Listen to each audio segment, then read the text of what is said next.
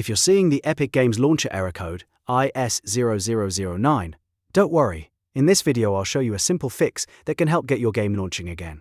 This is a quick step-by-step troubleshooting guide, and you don't need any advanced tools to try it. If this video helps, make sure to hit like and subscribe for more easy tech fixes just like this. Let's get into it. First, open the Epic Games Launcher and go to your Library tab. This is where all of your installed games are listed. Next, find the game that is throwing the IS0009 error. Under the Game Artwork tile, click the three dots to open the Options menu. From there, choose Manage. Once the Management menu opens, look for the Verify button and click it. This will tell Epic Games Launcher to check the game files and repair anything that may be missing or corrupted. After you click Verify, let the client complete the verification process fully. You may see a progress meter while it checks your files, and it's important to wait until that finishes before trying to launch the game again.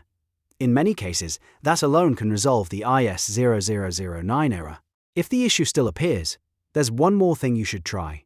Sometimes, restricted operating system settings can block Epic Games Launcher from loading installation data from your local storage drives. To fix that, right-click the Epic Games Launcher shortcut icon on your desktop. Then choose Run as Administrator. This gives the launcher elevated permissions which can help it access the files it needs properly. After that, try launching the game again and see if the error is gone. If it still doesn't work, you may want to restart your PC and open the launcher again, with administrator access one more time. These two steps, verifying your game files and running Epic Games Launcher as an administrator, solve the IS0009 error for many users.